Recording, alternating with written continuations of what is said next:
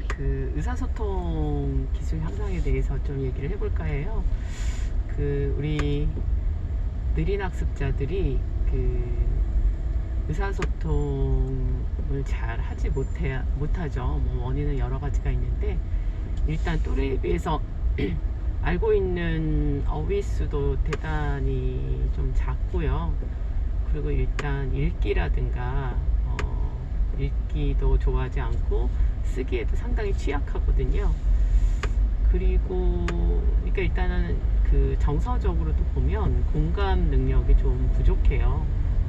그러다 보니까 당연히 이제 의사소통도 잘 안 되는데요. 뭐 느린 학습자뿐만이 아니라 또래 느린 학습자가 아니어도 의사소통이 좀 안 되는 친구들이 많이 있어요.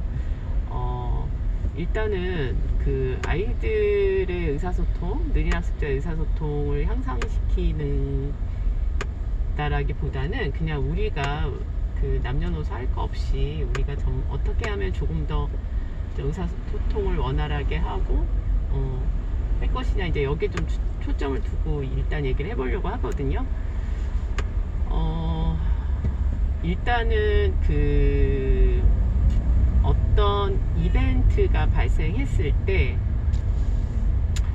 있는 그대로 현상을 보는 게 대단히 중요합니다. 그래서 이제 갈등의 원인은 그리고 소통이 잘 안 되는 것은 우리 인간이 어떤 이벤트가 발생했을 때 이렇게 생각이 올라오고요, 판단도 되어지죠. 근데 이게 함정이에요. 이 생각과 판단이 함정이 될 수가 있거든요. 그래서 어떤 이벤트가 발생했을 때 그냥 있는 그대로 보는 거, 이거 굉장히 중요해요. 그러니까 이걸 사진 찍듯이 이렇게 얘기할 수도 있고요. 그러니까 거기에 있는 그대로 본다라고 하는 건, 현상을 있는 그대로 본다라고 하는 것은 나의 생각이나 나의 판단을 넣지 않는 겁니다. 어떤 예를 한번 좀 들어보면요.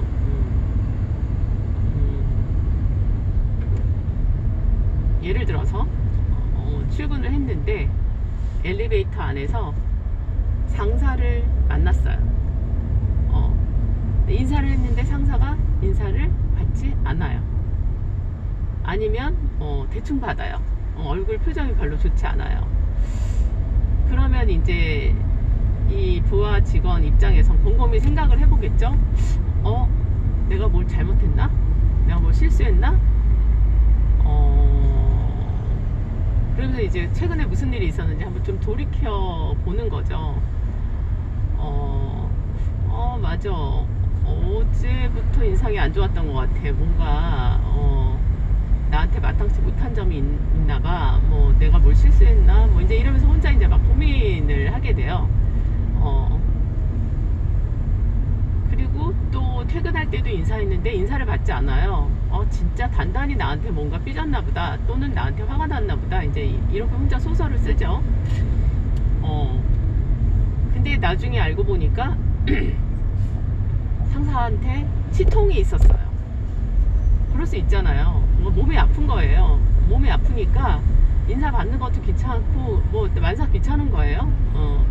이런 일이 있을 수도 있고요. 상사가 또 집에서 좀 안 좋은 일이 있었어요. 그랬을 수도 있는 거거든요. 그러니까 우리는 무슨 일이 있었는지 부하 직원 입장에선 알 수가 없어요. 정확한 일을, 정말 정확하게 무슨 일이 있었는지 알 수 없어요. 다만 거기에 나의 상상력을 동원해서 내 생각과 판단력을 붙이어서 내가 나를 괴롭게 만드는 경우가 되게 많아요. 근데 이게 어른들만 이러냐면 아이들도 마찬가지예요.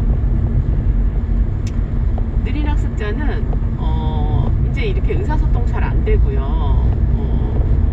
이제 공감 능력도 좀 떨어지다 보니까 친구들 사이에서, 또래들 사이에서 이렇게 좀 왕따가 되는 경우가 많아요.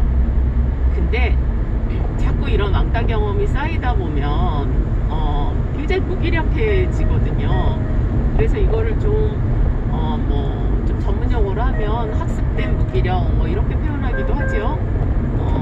우리 어른들도 마찬가지잖아요. 계속 꾸중만 듣고 야단만 맞고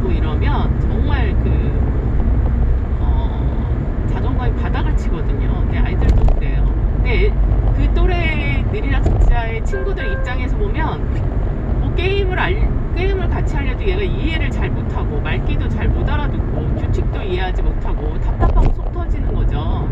근데 애들이 느린학습자의 특성을 알 리가 없잖아요. 그러니까 자꾸 그 아이하고는 놀기 싫어지는 거예요. 그리고 말을 해도 말귀 잘 못 알아듣고요. 잘 잊어버리고요. 놀기 싫죠, 당연히. 이제 그런 경우도 있고요.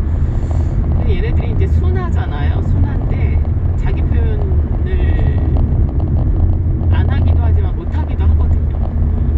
그래서 자꾸 우리 이 좀 느린 친구들은 혼자 이제 또 많은 생각을 하죠. 혼자서 막 자기를 막 힘들게 하는 생각들을 막 해요. 그러다 보면 더더 그 관계가 어려워져요.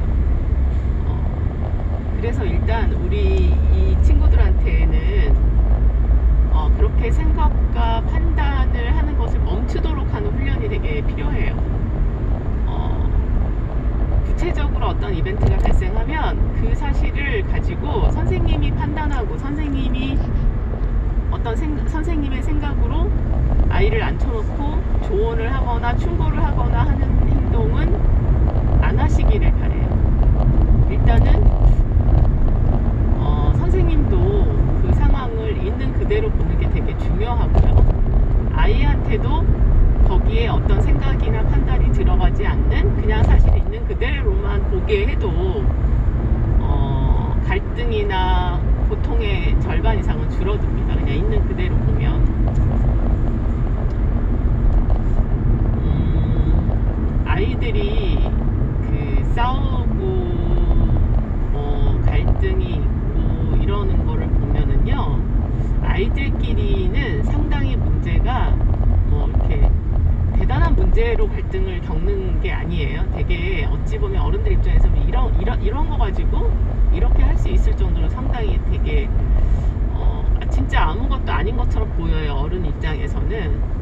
선생님 입장에서는 정말 아무것도 아닌 것처럼 보이기 때문에 섣불리 충고하고 조언하게 되죠. 근데 이 조언이랑 충고도 상당히 조심해야 되는 것 중에 하나거든요. 그것도 엄격히 따지면 폭력이 될 수도 있어요.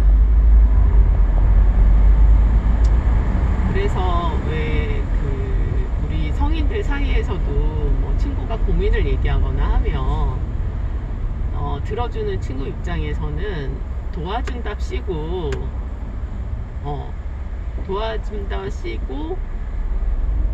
충고나 조언을 막 날리죠. 우리가 하는 실수 중에 가장 큰 실수 중에 하나라고 생각하거든요. 그렇듯이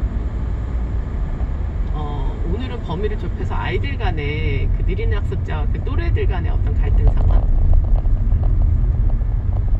모여있는 학교라든가 또는 어떤 단체라든가 센터라든가 그럴 수 있잖아요. 그랬을 때 있는 사실 그대로 보게 해주는 거, 선생님도 똑같이 있는 사실 그대로 보셔야 된다는 거.